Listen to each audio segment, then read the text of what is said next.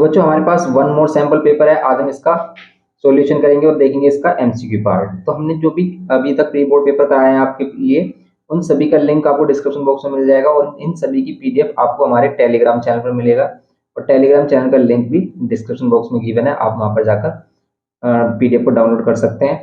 तो आज हम देखेंगे भाई ये जो हमारे पास प्री बोर्ड पेपर आया है इसके एमसीक्यू। तो देखो जितने भी प्री बोर्ड पेपर अब तक हमने किए हैं उन सभी के MCQ previous year question paper है, प्रीवियस ईयर हमने क्वेश्चन पेपर सोल्व कराया उसके एमसीक्यूज हो गए और हमारे स्पेसमैन पेपर हो गए। उन सभी के एमसीक्यूज अगर आप कर लेते हैं तो आपके एमसीक्यू की बहुत ही बेहतरीन प्रिपरेशन हो जाएगी और आप कोई भी जो एमसीक्यू पार्ट होगा हमारा, कोई भी एमसीक्यू क्वेश्चन होगा उसको स्किप नहीं करेंगे। तो ऑलमोस्ट आपके सभी एमसीक्यूज इसी से ही कवर हो जाएंगे। तो आज हम देखेंगे इसमें सेक्शन ए के एमसीक्यूज। तो देखते हैं इसमें फर्स्ट पार्ट क्या बोल रहा है। तो देखो इसका फर्स्ट पार्ट क्या कह रहा है कि a dealer buy a washing machine from a manufacturer ₹16,000। Manufacturer से एक डीलर क्या करता है 16,000 में मशीन परचेज करता है। अब इसमें क्या है,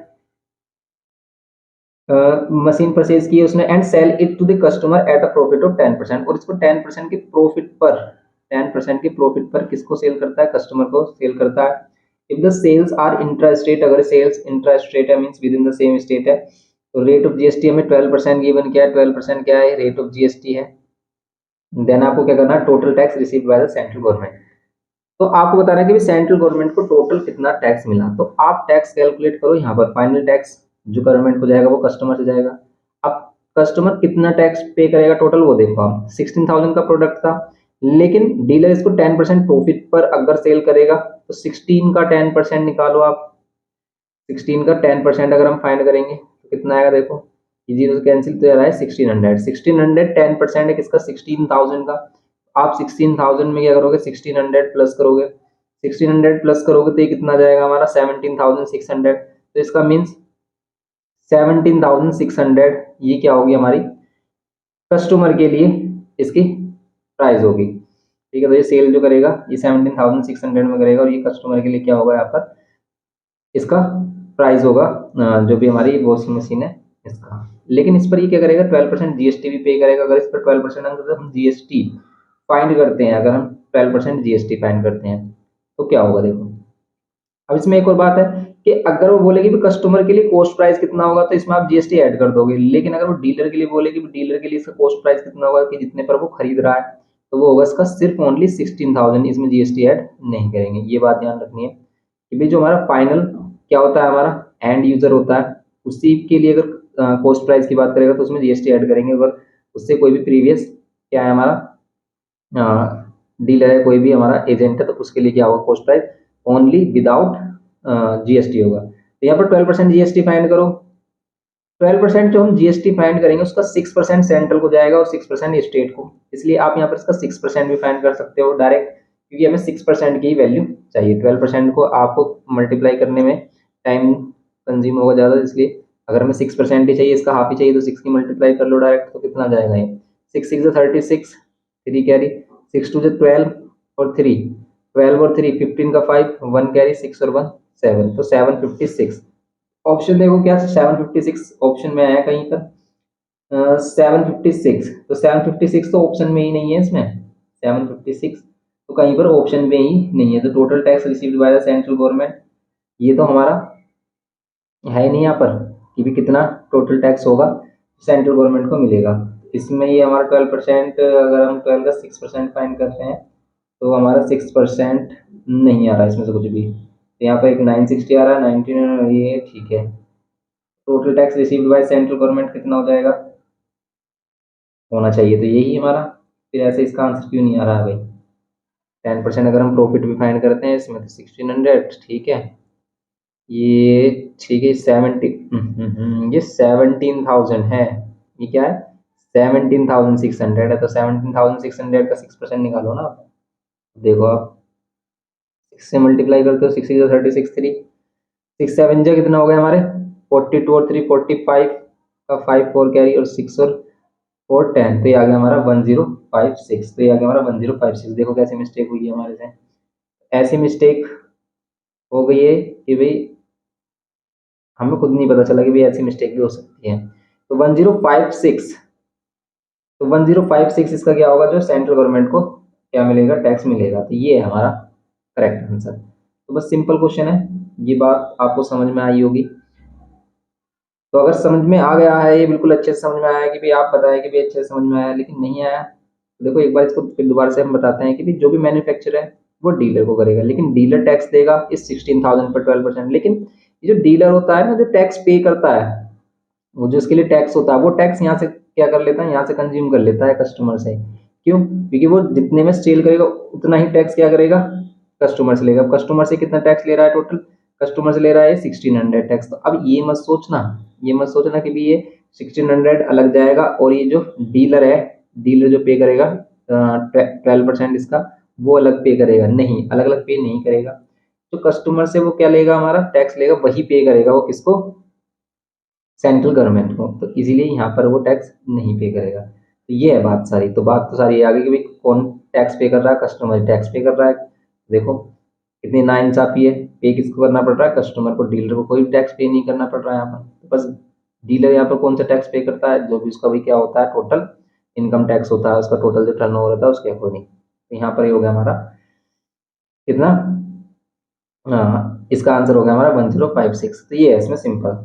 अब देखेंगे इसमें सेकंड वाला पार्ट। तो फर्स्ट का तो हमारा कितना आंसर है इसका, फर्स्ट वाले का है हमारा सी आंसर। ओके, अब देखेंगे इसका नेक्स्ट पार्ट। तो नेक्स्ट है हमारे पास सेकंड पार्ट, इसका देखते हैं। सेकंड में कह रहा है कि the greatest integer which is such that is 7 is added to its double the resulting number become greater than 3 times the integer. अब ये क्या है भाई, ये कौन से चैप्टर से लिया गया है तो पता ही नहीं चल रहा है। तो अब देखते हैं इसका सेकंड पार्ट। देखो जैसे ही क्वेश्चन बोल रहा है इसी के अकॉर्डिंग हम इसमें इक्वेशन फॉर्म करेंगे। क्या कह रहा है कि the greatest integer which is such that, हम x कोई भी इंटीजर x ले लेते हैं, जो ग्रेटेस्ट इंटीजर हम लेट कर रहे हैं वो x ले लेते हैं, which is such that if 7 is added to its double, अगर हम इसके डबल में 7 ऐड करेंगे, then the resulting number become, तो ये जो रिजल्टिंग नंबर हो जाएगा वो कितना हो जाएगा, become greater than 3 times, become greater than 3 times, become greater then, ये कितना ग्रेटर देन हो जाएगा, greater than 3 times the integer.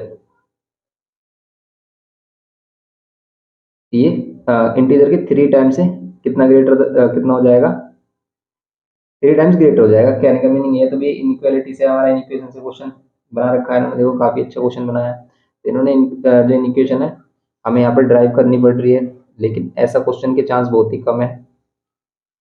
तो अगर हम इसमें क्या करें भाई, 3x और 2x इधर लेके आए, माइनस कर दें, तो 7 इज लेस देन क्या हो जाएगा हमारा x। इसका मीन्स x की वैल्यू क्या है कि लेस देन 7 आए, जो लेस देन 7 जो इंटीजर होगा हमारा होगा 6। तो फिर इसके अकॉर्डिंग हमारा कितना आंसर होना चाहिए, इसका 6 होना चाहिए। और 6 आंसर किस में है, हमारे सी वाले पार्ट में। तो सी पार्ट इसका करेक्ट होगा। ओके, अब अगर हम देखें इसमें थर्ड, इधर quadratic equation 2x² minus root 5x plus 1 equals to में 0। अगर ये है हमारे पास 2x² माइनस में root 5x plus 1 equals to में 0। अभी कह रहा है कि 2 डिस्टिंक्ट रियल रूट्स होंगे इसके, 2 रियल। तो ये तो आप बता दोगे इजीली कि डी की वैल्यू निकालो। डी क्या होता है हमारा b² माइनस 4ac। बी की वैल्यू है माइनस में रूट 5, लेकिन माइनस में रूट 5 है तो इसका स्क्वायर करेंगे तो प्लस का 5 ही मिलेगा हमें। 4 ए की वैल्यू 2 एंड सी की वैल्यू 1। यहाँ पर कितना आएगा 5 और यहाँ पर 4 2 8, तो वैल्यू आ रही है -3। और -3 का मीनिंग है कि भाई डी की वैल्यू लेस देन 0 आ रही है, तो वो क्या होगा हमारे नो रियल रूट्स होंगे इसमें। इसमें भी सी आंसर है इसका, नो रियल रूट्स। अब देखेंगे इसमें फोर्थ में कि the polynomial this leaves the remainder when divided by this and this.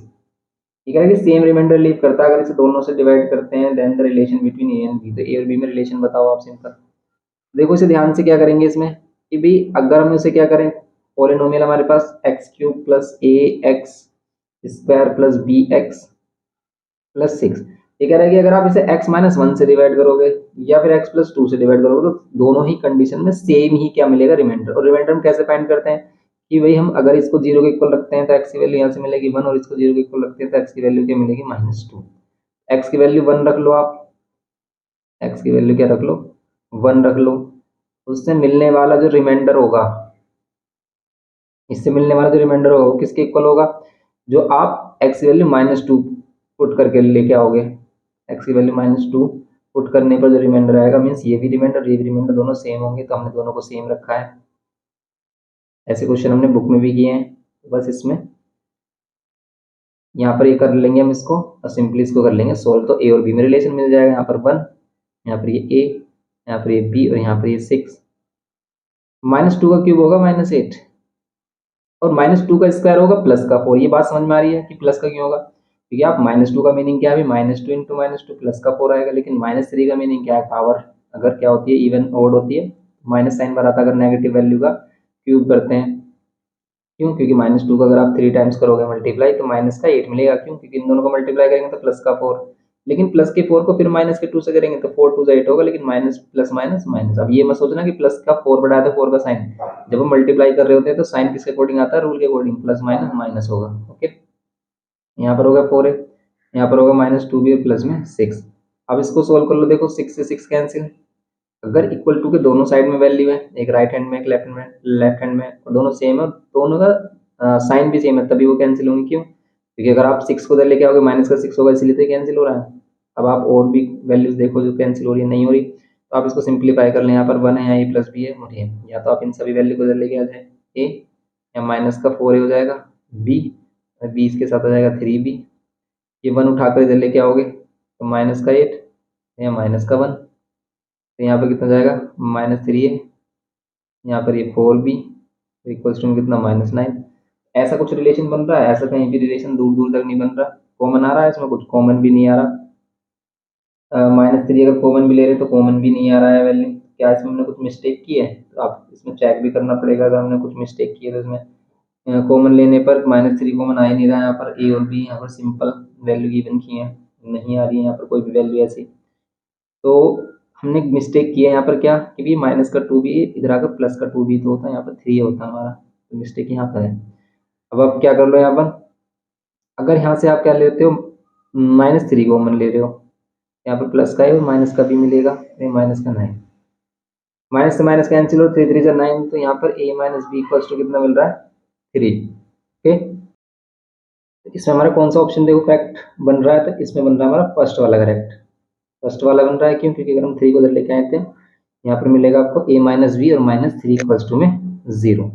तो फर्स्ट वाला जो ऑप्शन हमारा करेक्ट मैच हो रहा है इसमें, तो इसमें होगा हमारा ए ऑप्शन। तो देखो इस टाइप से करना था इसका हमें ये फोर्थ पार्ट। नेक्स्ट देखते हैं इसमें फिफ्थ पार्ट। अब इसमें देखो आप इसका फिफ्थ पार्ट इसमें कह रहा है कि if a/b is 9/10 then the value, ये जो गिवन है हमें ये वैल्यू फाइंड करनी है। तो देखो a/b बोल सकते हैं हम यहाँ पर 9/10 है, लेकिन चाहिए हमें किसकी वैल्यू 2a² - 3b² अपॉन में 2a² और प्लस में 3b²। तो हम क्या करेंगे, देखो यहाँ पर 2 से मल्टीप्लाई डिवाइड करेंगे सबसे पहले, 2 से करें इसमें, अगर हम इसमें 2 से कर लेंगे और इसमें भी कर लेंगे 2 से, तो 3b² तो नहीं बनेगा। तो हम यहाँ पर क्या करेंगे, बोथ साइड 2/3 से मल्टीप्लाई डिवाइड, 2/3 इधर करना पड़ेगा तो 2/3 इधर भी करना होगा हमें इसमें, तो ये करेंगे इसमें। इससे हमें क्या मिला, देखो इधर 2a चाहिए था, 2a मिल गया हमें, और हमें स्क्वायर भी तो चाहिए, तो पहले हमें स्क्वायरिंग करना चाहिए। तो पहले हमें स्क्वायरिंग करना चाहिए, क्योंकि पहले हमें चाहिए स्क्वायर, तो हम करेंगे पहले squaring on both side. Squaring on both side करोगे तो इधर दोनों का स्क्वायर हो जाएगा, और यहाँ पर हो जाएगा 9 का स्क्वायर 81 और 10 का स्क्वायर 100। ओके, ना अब हम इसमें क्या करेंगे, देखो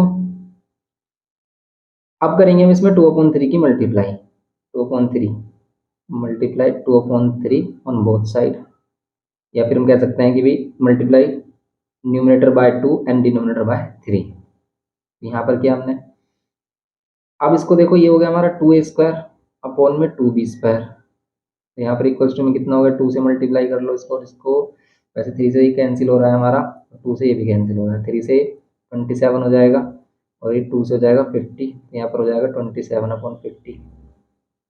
अब इसमें हम यूज़ कर सकते हैं क्या, कॉम्पोनेंडो एंड डिविडेंडो। तो अप्लाई कॉम्पोनेंडो एंड डिविडेंडो करेंगे अगर हम इसमें, ठीक है, अप्लाई कॉम्पोनेंडो एंड डिविडेंडो करते हैं तो क्या हो जाएगा, अप्लाई कॉम्पोनेंट डिविडेंडो करते हैं तो यहाँ पर क्या हो जाएगा 2a², नीचे वाली वैल्यू एक बार प्लस हो जाएगी इसमें 2b², और सॉरी 3 3 होगा ना, 3 होगा 3b², और 2a² माइनस 3b², क्योंकि यही वैल्यू तो हमें फाइंड करनी है। तो इसमें भी कॉम्पोनेंट डिविडेंड यूज़ होगा, तो ऊपर एक बार 50 प्लस होगा और एक बार ये 50 माइनस। इसको प्लस कर रहे तो आ रहा है 77 और इसको माइनस कर रहे तो आ रहा है कितना, 23 आ रहा है, 23 वो भी माइनस में।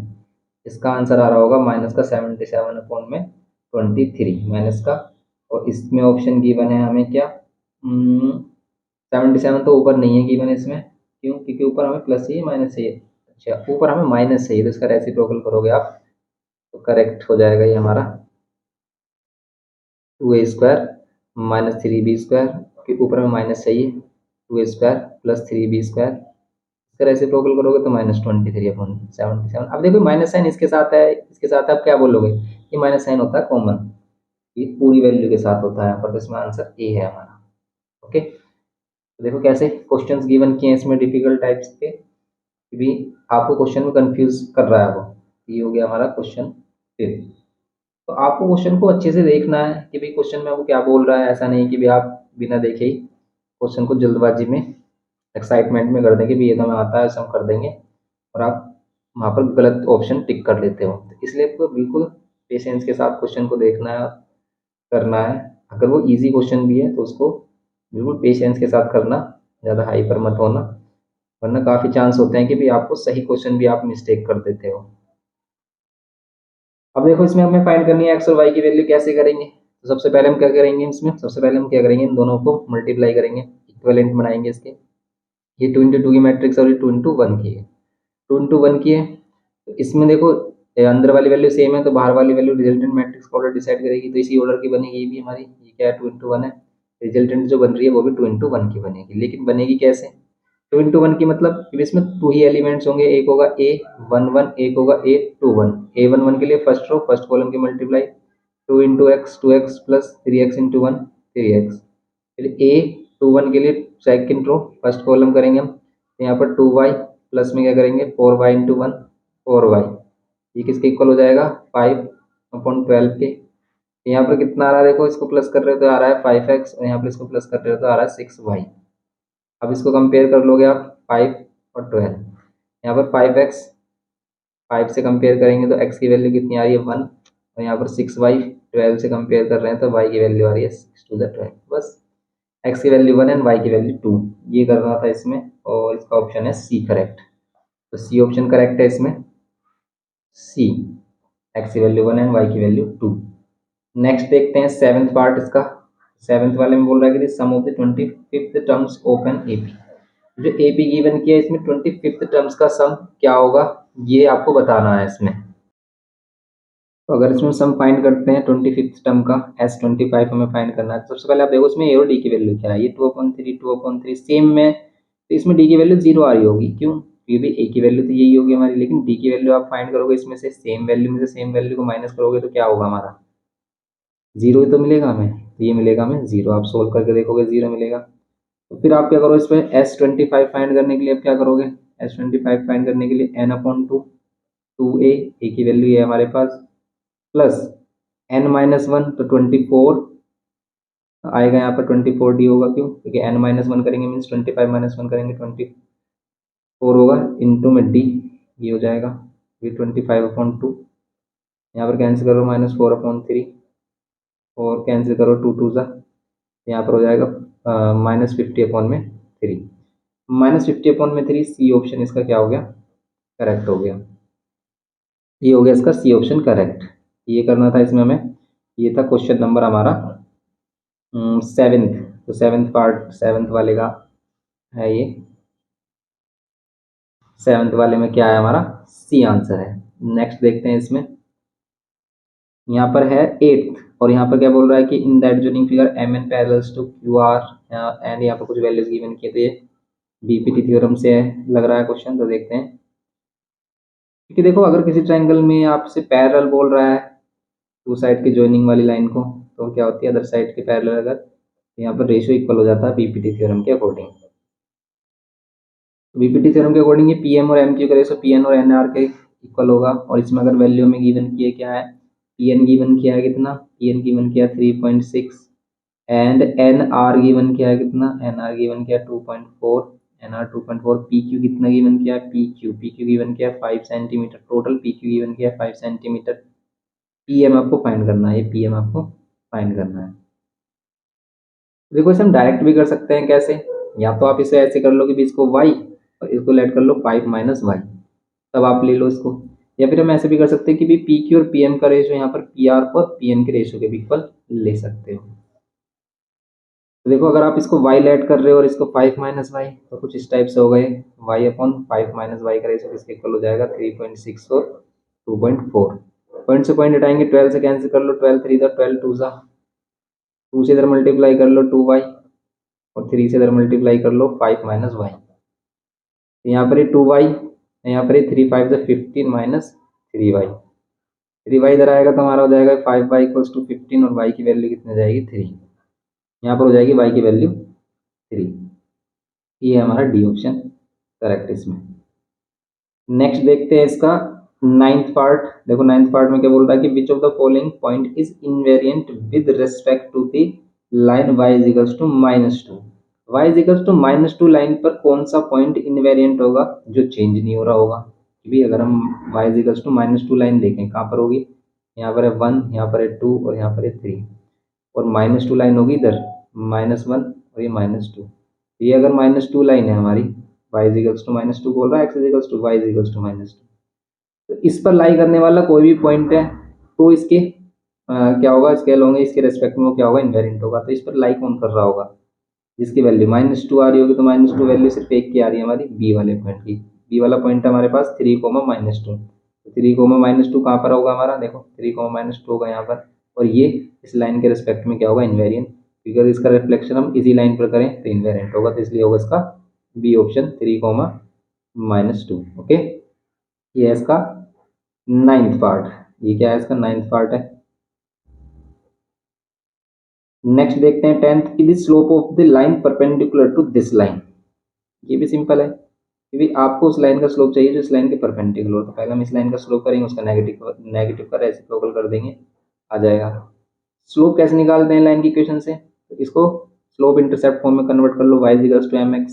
देखो y को अकेला करो, 11 को इधर लेके आओगे तो 3x माइनस 11, यहाँ पर मिला हमें 4y, 4 को इधर डिवाइड कर दोगे, यहाँ पर मिलेगा हमें y, तो बस यहाँ पर 3x अपॉन 4 और यहाँ पर 11 अपॉन 4 इक्वल्स टू में y।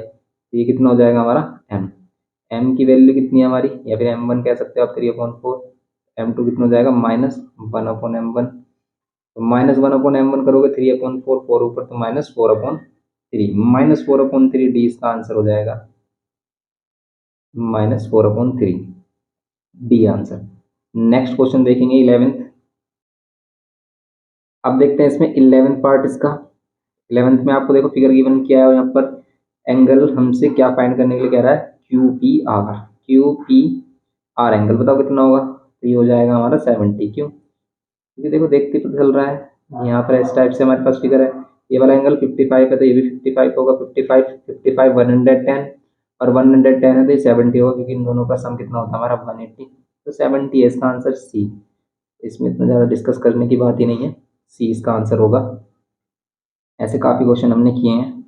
अब देखते हैं इसमें 12th पार्ट इसका। 12th में कह रहा है कि the number of the balls of the radius 1 centimetre that can be made from a sphere of radius 10 centimetre. कि भाई अगर एक स्फीयर है जिसका रेडियस 10 सेंटीमीटर है, इससे कितने छोटे बॉल्स बनाए जा सकते हैं जिनका रेडियस कितना हो हमारा 1 सेंटीमीटर हो, ये आपसे बोल रहा है। तो मीन्स इसका वॉल्यूम इसके वॉल्यूम के इक्वल रख दो। यहाँ पर जो वॉल्यूम ऑफ स्फीयर होगा 1/3 पाई, इसका कैपिटल आर लेते हैं, इसकी radius equals to n into volume of each small sphere, small ball कह सकते हैं यहाँ पर, क्योंकि इसमें नंबर ऑफ बॉल्स बनेंगी, एक ही बॉल से मैनी बॉल्स बन सकती हैं, तो हमने लेट किया वो n बॉल्स होंगी।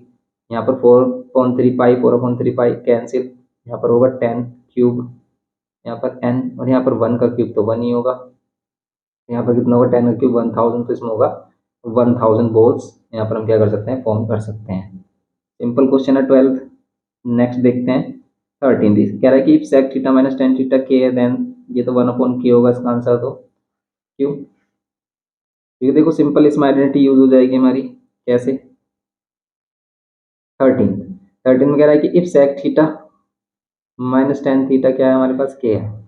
आपको क्या चाहिए, sec theta plus tan theta की वैल्यू। अब इसमें क्या भाई कैसे करें, इसमें क्या दिमाग लगाएं कि भाई इसमें आंसर के वाली वैल्यू ले, या तो हमें थीटा मिल जाए इसमें से, थीटा फाइंड करना मुश्किल है, काफ़ी टफ हो जाएगा थीटा अगर आप फाइंड करेंगे। तो इसमें अगर हम एक चीज़ देखें, देखो ये क्या है, ए माइनस बी है, ए प्लस बी है, या फिर हम ये कह सकते हैं कि हमारे पास आइडेंटिटी है sec square theta minus tan square theta क्या होता है, वन। ये क्या है, A square minus B square, तो इसको आप इस टाइप से भी रिप्रेजेंट कर सकते हो, sec theta plus tan theta और sec theta minus tan theta equals to में वन। तो यहाँ पर sec theta plus tan theta में फाइंड करना, और ये गिवन है हमें sec theta minus tan theta, यहाँ पर sec theta plus tan theta और यहाँ पे के इक्वल्स टू में वन। फिर sec theta plus tan theta क्या हो जाएगा, one upon sec theta plus tan theta कितना हो जाएगा, वन अपॉन के। ये हो जाएगा इसका आंसर। ये सिंपल हो गया इसका 13th पार्ट। नेक्स्ट देखेंगे 14th। 14th वाले में कह रहा है कि in the formula x a plus sigma f i d i, कौन सा मेथड है ये, तो हमारा वो हो गया assuming method. For finding the mean of the group data D I's are deviation from assumed mean. ये क्या है हमारा, इसमें क्या बोल रहा है हमसे फाइंड करने के लिए, in this formula to finding the mean of the group data D I are deviation from assumed mean of lower limit of the class mid points of the classes upper limit of the classes frequency of the classes. तो क्या है, तो भाई D I जो हम find करते हैं वो क्या होती है, मिड वैल्यूज से ही तो फाइंड करते हैं, तो mid values of the classes होता है हमारा। तो इसमें सी ऑप्शन है, डी आई क्या होते हैं हमारी मिड वैल्यूज से हम डेविएशन लेते हैं। नेक्स्ट देखते हैं इसमें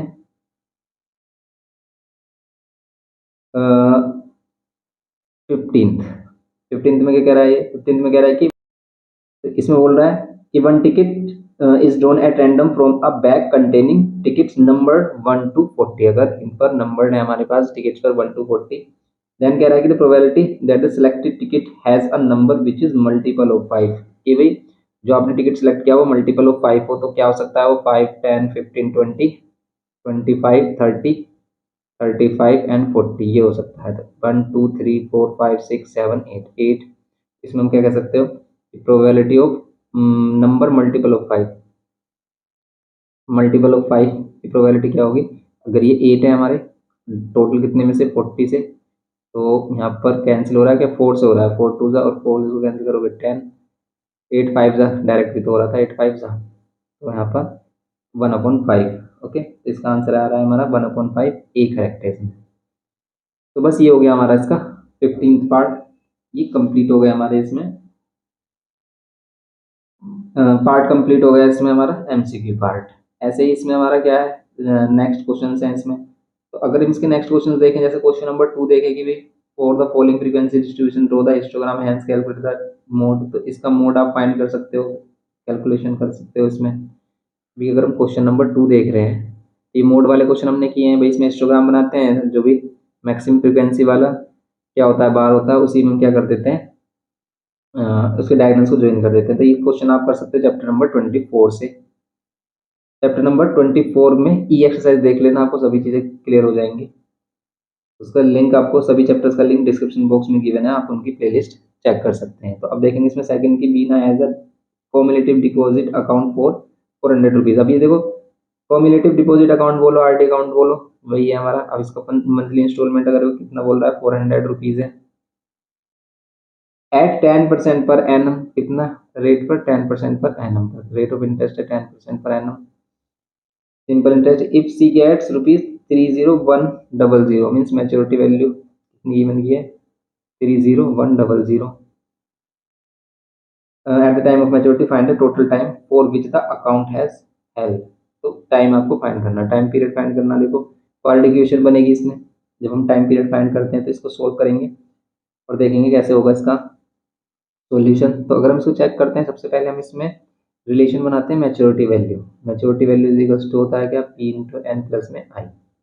मैच्योरिटी वैल्यू है ये 30,100, 30,100 एंड पी की वैल्यू क्या है 400 इंटू एन की वैल्यू हमें फाइंड करनी है यहाँ पर, प्लस में आई की वैल्यू।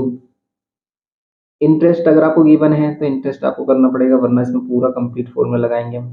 देखो इंटरेस्ट फाइंड कर लेते हैं अगर हम एन की फॉर्म में, तो हमें इंटरेस्ट का फॉर्मूला यूज ही करना पड़ेगा, P into N, N plus one upon में 2 into 12 means 24 into R upon में 100, ये यूज होगा। अब आप क्या करो, इसको सोल्व करने के लिए भी इसमें से कुछ कॉमन आ रहा है, ऐसे इसमें पी की वैल्यू 400 है, तो 400 और एन इसमें से हम कॉमन ले सकते हैं, देखो 3100, 400 एन और ये, या फिर हम इसको भी पी इंटू एन बोल लें, अगर पी इंटू एन कॉमन ले सकते हैं हम यहाँ से भी और इस पूरे ब्रैकेट से भी पी इंटू एन कॉमन ले सकते हैं, तो मिलेगा क्या यहाँ पर 1 और यहाँ पर क्या मिलेगा, पी और एन कॉमन लेने के बाद एन प्लस 1 अपॉन में 24 आर अपॉन में 100, ये मिलेगा।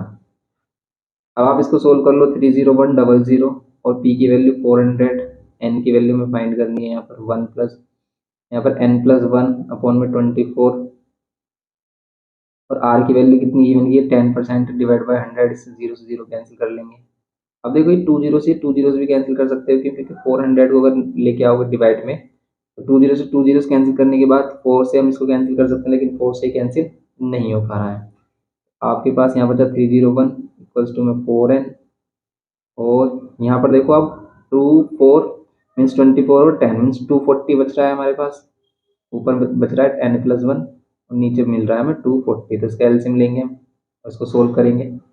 देखो अगर हम इसमें सोल्व करते हैं इसको क्या मिलता है, इसको इधर सोल्व कर लेते हैं हम, यहाँ पर आ गया हमारा 301 इक्वल्स टू में 4n। हम कैलकुलेशन इसलिए ऐसे कर रहे हैं जिससे कि इजी हो कैलकुलेशन, तो 240 एलसीएम लेंगे तो यहाँ पर 240 की मल्टीप्लाई और प्लस में n प्लस 1, ये होगा इसमें। अब क्या करोगे आप, देखो 4 से अगर कैंसिल हो रहा है तो कर सकते हो, 4 6 24 हो रहा है, 60 मिल रहा है, अब ये 60 इधर आ जाएगा, 301 और ये 60 आ जाएगा इधर मल्टीप्लाई में, यहाँ पर बचा n और यहाँ पर 240 और 1 241 और प्लस n, देखो कितना टिपिकल इक्वेशन बन रही है यहाँ पर। अगर हम इसको मल्टीप्लाई कर रहे हैं तो 6 0 3 6 18, ये आ रहा है 18060 और यहाँ पर आ जाएगा 241n और प्लस n स्क्वायर ना। अब अगर हम इसको क्या करेंगे, n स्क्वायर और ये 241n और इसको इधर लेके आएंगे 180 और ये 60 इधर लेके आएंगे, कितना हो जाएगा ये कितना हो जाएगा, सोल्व कर लेंगे इसको, n स्क्वायर प्लस इसको सोल्व करो 18060 के फैक्टर करो, क्योंकि माइनस करने पर 241 आ रहा हो। क्या इसमें से अगर हम 60 माइनस कर रहे थे, 301 में से 60 माइनस कर रहे थे तो 241 आ रहा था, यस आ रहा था, ये इसके फैक्टर है, देखो सिंपल भी हो गए, फैक्टर में भी हमें कोई प्रॉब्लम नहीं आई। आप इन दोनों को माइनस करके देख लो, ये आएगा 241 और मल्टीप्लाई करोगे तो ये आ ही रहा है हमारा, देखो हमें फैक्टर में भी प्रॉब्लम नहीं आई, यहाँ पर हमने फैक्टर भी इजीली फाइंड कर लिए हैं।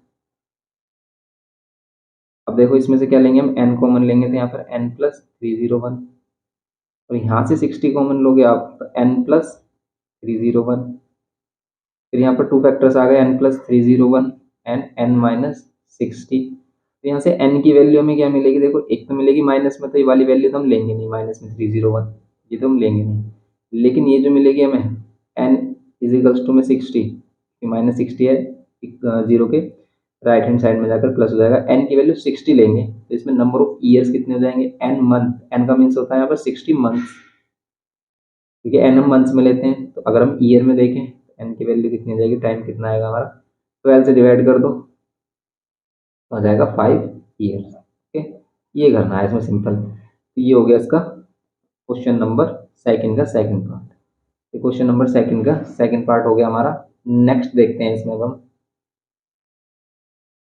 अब देखेंगे क्वेश्चन नंबर 2 में थर्ड पार्ट, इसके थर्ड पार्ट में बोल रहा है कि in the adjoining figure P Q is the tangent to a circle at A, इसका फिगर ड्रॉ करते हैं,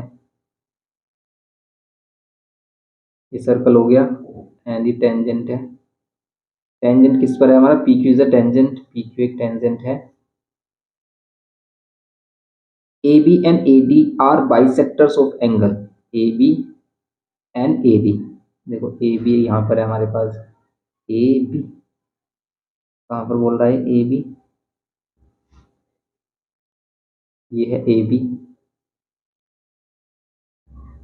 ए B and A D, question लग रहा है कि हमने किया है, A B and A D,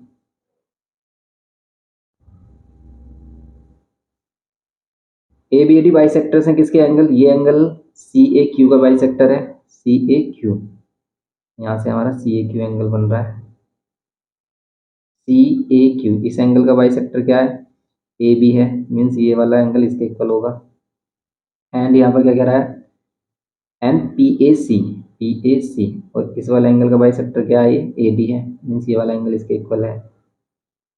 okay, ये बोल रहा है इसमें।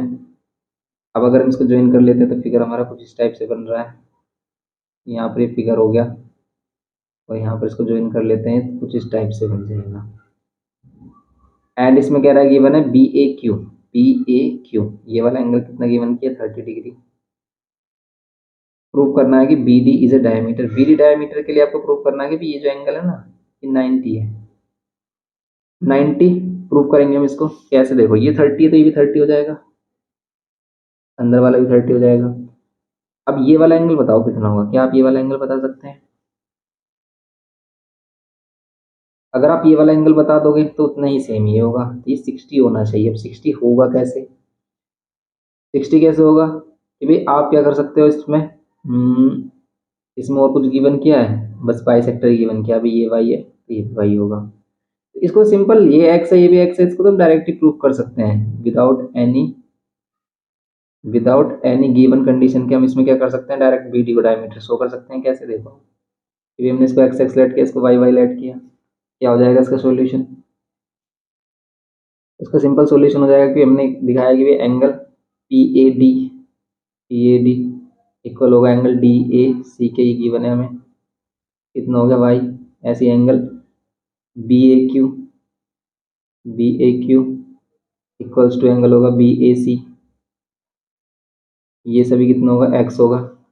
अब आप क्या कर लो कि भाई इन सभी को प्लस कर लो, आप इन सभी एंगल को प्लस करोगे, मीन्स वाई प्लस वाई और एक्स प्लस एक्स को प्लस करोगे आप, कितना मिलेगा 180, स्ट्रेट एंगल है, स्ट्रेट एंगल। यहाँ पर 2y प्लस 2x कितना हो जाएगा हमारा 180, और यहाँ पर क्या कर लोगे आप, 2 कॉमन लोगे तो y plus X equals to 180, और यहाँ पर कितना हो जाएगा, 2 से डिवाइड करेंगे तो y प्लस एक्स 90 डिग्री, बस। तो ये y प्लस एक्स कितना हो गया, 90 हो गया, 90 हो गया, तो हैंस क्या कह सकते हो आप, B D is a diameter. क्यों बी डी डायमीटर होगा, क्योंकि सेमी सर्कल में बनने वाला एंगल 90 बन रहा है, अगर तो ये डायमीटर होगा, अगर ये डायमीटर होता है 90 बनता है, और अगर ये 90 है तो डेफिनेटली क्या होगा, डायमीटर होगा, बस। ये हो गया इसमें फर्स्ट पार्ट। इसका सेकंड पार्ट में अगर मैं ट्रायंगल ए बी सी को आइसोसेलेस ट्रायंगल दिखाना है, ट्रायंगल ए बी सी इसको एक आइसोसेलेस ट्रायंगल दिखाना है, तो इसमें या तो any two angles equal show कर दो आप, या फिर एनी टू साइड्स। अब देखो ये वाला एंगल हमें 30 गिवन किया है, ये 30 गिवन किया, तो ये भी 30 होगा, क्यों, ऑल्टरनेट सेगमेंट प्रॉपर्टी। आप कह सकते हो कि भी एंगल यहाँ पर ये भी 30 है, और हमारे पास एंगल बी ए क्यू इसके इक्वल होगा एंगल ए सी बी के, ए सी बी के इक्वल होगा, ये कितना हो जाएगा 30 डिग्री। इसको क्या बोलेंगे, alternate segment property, alternate segment property बोल दो, ऑल्टरनेट सेगमेंट एंगल। ओके, तो 30 डिग्री हो गया ये हमारा। ऑल्सो हमारे पास क्या है, एंगल बी ए सी भी 30 डिग्री है। एंड हम क्या कह सकते हैं कि भी ट्रायंगल क्या हो गया, triangle A B C is an isosceles. ये क्या होगा हमारा, आइसोसेलेस ट्रायंगल हो गया, बस यही करना था इसमें हमें। क्योंकि अगर टू एंगल्स हो गए हमारे, किसी भी ट्रायंगल की टू एंगल्स इक्वल हो गए तो आइसोसेलेस हो जाएगा, तो ऐसे ही इस ट्रायंगल के हमारे टू एंगल्स इक्वल हो गए तो ये आइसोसेलेस हो गया सिंपल, या फिर यानी टू साइड्स इक्वल होती। तो ये हो गया हमारा इसका सेकंड पार्ट, क्वेश्चन नंबर जो सेकंड था इसमें हमारा, इसका थर्ड क्वेश्चन था ये। ओके, अब देखते हैं इसका क्वेश्चन नंबर 3। देखो क्वेश्चन नंबर 3 में क्या बोल रहा है, इसमें बोल रहा है कि from a solid of height कितना 30 centimetre and a radius 7 centimetre from a solid cylinder. तो क्वेश्चन नंबर 3 के फर्स्ट पार्ट में देखो क्या बोल रहा है कि from a solid cylinder of height 30 centimetre, एक सॉलिड सिलेंडर है जिसकी हाइट कितनी गिवन की है, 30 सेंटीमीटर है। सॉलिड का मीन्स है कि भाई ये किसी सॉलिड मेटल से, मीन्स ये अंदर से फिल है कंप्लीटली।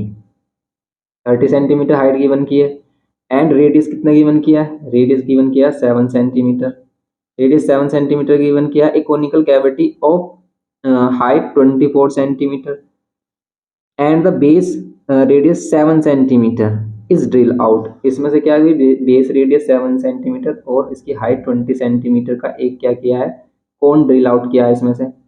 ओके, समझ रहे हो आप इसको कि बेस में इस टाइप से होल कर दिया है कोनिकल। इसकी हाइट कितनी है, 24 सेंटीमीटर है। अब क्या कह रहा है इसमें कि find the volume and the total surface area of the remaining solid. एक तो इसका वॉल्यूम फाइंड करना है आपको और एक इसका रिमेनिंग जो भी सरफेस एरिया वो बताना है। अब बताओ इसमें देखो वॉल्यूम तो ईजी है कि आप सिलेंडर के वॉल्यूम में से इस कोन की वॉल्यूम माइनस कर दोगे।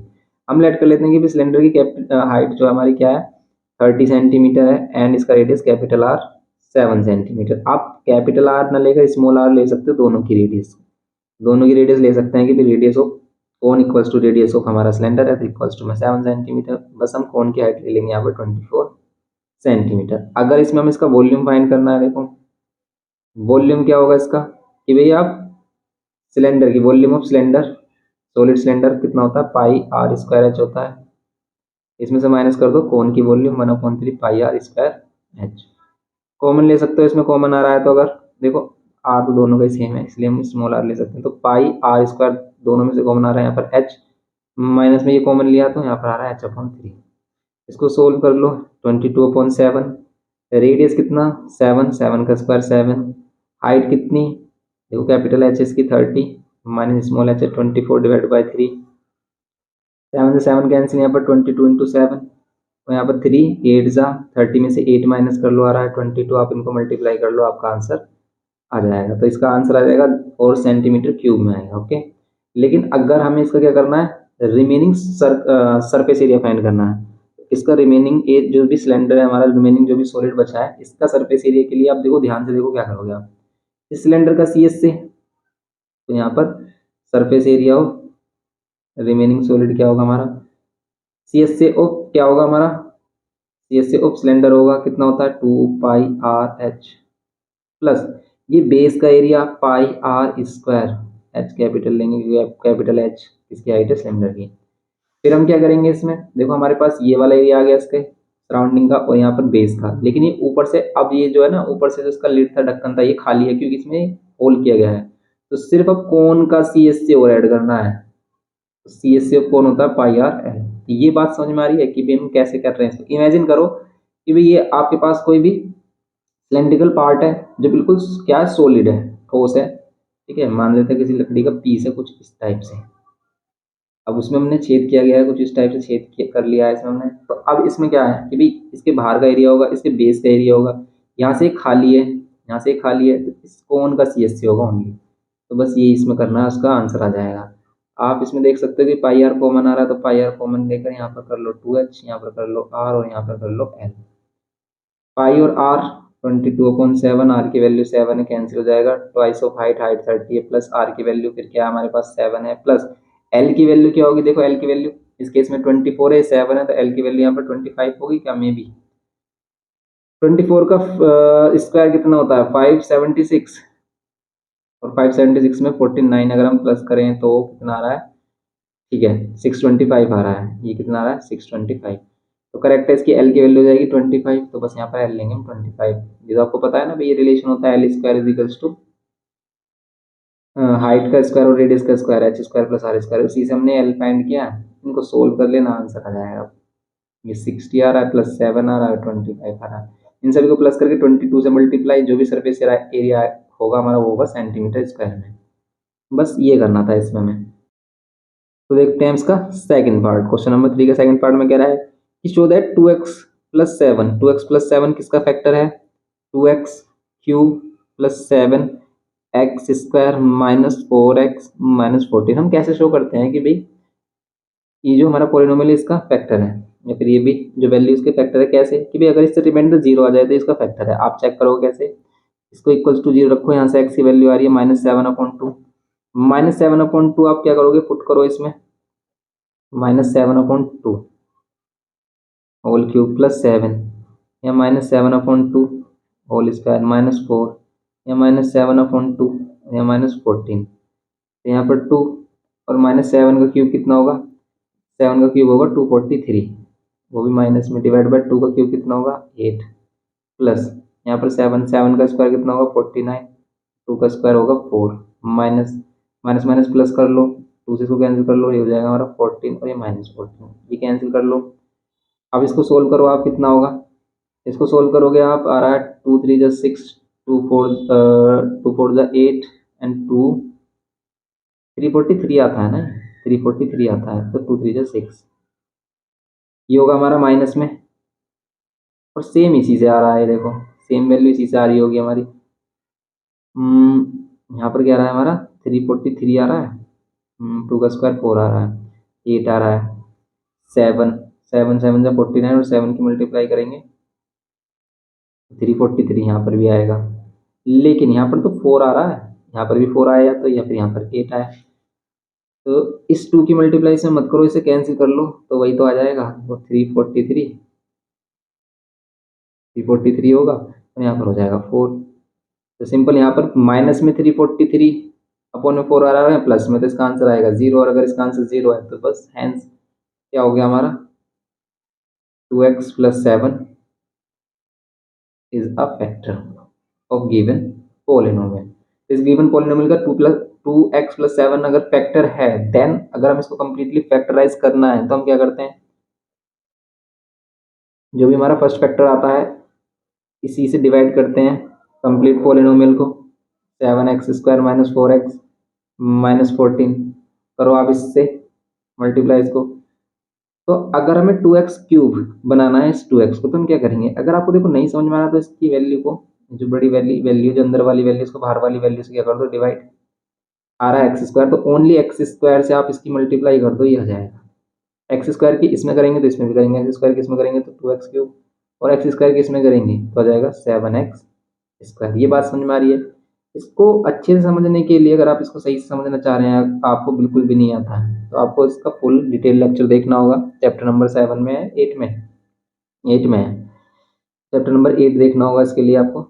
यहाँ पर से ये भी कैंसिल हो रहा है, फिर ये प्लस में माइनस में ये भी कैंसिल हो रहा है, तो ऊपर से जो वैल्यू है यहाँ पर आएगी ओनली -14x और -14, फिर आप मल्टीप्लाई करोगे किससे, यहाँ पर करोगे आप -7 से, क्यों, क्योंकि नहीं समझ में आ रहा है, तो ये जो वैल्यू है आप माइनस का 14x है, इसको आप ये बाहर वाली वैल्यू से डिवाइड कर दो, फर्स्ट वाली वैल्यू से ओनली -7 आ रहा, तो -7, तो यहाँ पर माइनस साइन की भी इंपॉर्टेंस है कि हम कौन से साइन ले रहे हैं, तो यहाँ पर माइनस का 14x होगा और -14 हो जाएगा, यहाँ पर प्लस, ये प्लस कैंसिल, ये 0, तो यहाँ पर ये x² - 7, x² - 7 के फैक्टर करो आप, कितने होंगे, तो x² माइनस में √7 का स्क्वायर, तो यहाँ पर हो जाएगा a + b, यहाँ पर हो जाएगा a - b, ये हो जाएगा x + √7 और x - √7, ये इसके फैक्टर हो जाएंगे, x + √7 और x - √7, यहाँ पर क्या है हमारा 2x + 7, और यहाँ पर क्या x + √7 एंड x - √7, ये हो गया इसमें फैक्टर इसके कंप्लीट, तो इसके कंप्लीट फैक्टर हो गए हमारे, इस टाइप से करने थे इसमें हमें। अब देखो थर्ड वाले पार्ट में कह रहा है कि construct triangle ABC, triangle ABC construct करना है थर्ड वाले पार्ट में, किस टाइप से, कि भी AB और BC गिवन क्या है, AB गिवन क्या है 4.5 सेंटीमीटर, एंड BC गिवन क्या है, BC गिवन क्या है 7 सेंटीमीटर, मीडियन AD गिवन क्या है, मीडियन AD गिवन क्या है 4 centimetre, construct inscribed circle of triangle ABC, तो इसके अंदर क्या करना है, इंस्क्राइब सर्कल बनाना है ABC, construct inscribed circle of triangle ABC and measures its radius, और इसकी रेडियस मेजर करनी है। भाई आप कोई भी ट्रायंगल बना सकते हो, उसके अंदर अगर सर्कल बनाना है, इनस्क्राइब सर्कल बनाना, तो इन सेंटर चाहिए, कैसे होता है इन सेंटर फाइंड, आप कैसे फाइंड, पहले इसको कैसे ड्रॉ करोगे आप, इसको ड्रॉ करने के लिए आप कोई भी एक साइड ले सकते हो, कि अगर आपने 7 सेंटीमीटर साइड ली, ऐड कर लेते हैं BC, फिर कंपास में क्या करो आप 4.5 सेंटीमीटर फिल करके एक आर्क लगा दो, जिसमें हमें चाहिए AB बनाना है, तो 4.5 का एक आर्क यहाँ पर ऐसे लगा दिया हमने, 4 का आर्क ले लो किस पर, AD के लिए, तो A यहाँ पर D क्यों आ रहा है, AC आना चाहिए ना अगर ट्रायंगल है तो, ABBC AD, अच्छा AD मीडियन गिवन की है, A और D यहाँ पर कोई मीडियन है, तो आप क्या कर लो भाई, इनका मिड पॉइंट फाइंड कर लो, और इसके मिड पॉइंट से क्या करो 4 सेंटीमीटर का आर्क लगाओ, तो ये जो वैल्यू आएगी हमारी, ये A हो जाएगी, फिर ये इस टाइप से ट्रायंगल, अब अगर कोई भी ट्रायंगल है और इसके क्या करनी है, हमें इन सर्कल बनाना है, इसका अंदर अगर हमें इन सर्कल ड्रॉ करना है, देन हम क्या करेंगे, इसमें इन सर्कल के लिए हम क्या करना है, अभी एनी टू एंगल्स के क्या कर दो, एंगल बाइसेक्टर कर दो। जैसे इस एंगल का एंगल बाइसेक्टर किया, इस एंगल का एंगल बाइसेक्टर किया, जहाँ पे लाइन मिलेगी हमें, ये पॉइंट होगा इन सर्कल के लिए, और इसकी यहाँ से देखो डिस्टेंस इन सभी से सेम होगी, और इसको अगर ड्रॉ करोगे आप, इन सर्कल हमारा बन जाएगा। इसको अगर आपको सही से अच्छे से सीखना है तो इसके लिए आप कंस्ट्रक्शन वाला चैप्टर देख सकते हैं, वहाँ से आपको इजीली समझ में आ जाएगा कि भाई कैसे इसको ड्रॉ करना है। सिंपल ये होगा हमारा इसका थर्ड पार्ट। तो ऐसे ही हम इसमें सेक्शन बी भी कंप्लीट करेंगे। तो अभी आप इसको कंप्लीट करें, इसको रिवाइज करें अच्छे से, और देखें भी क्वेश्चन में किस टाइप से क्वेश्चन इसमें बन रहे हैं। तो मिलते हैं नेक्स्ट लेक्चर में। वीडियो इन्फॉर्मेटिव लगा हो तो प्लीज़ लाइक शेयर और सब्सक्राइब करना। Thanks for watching.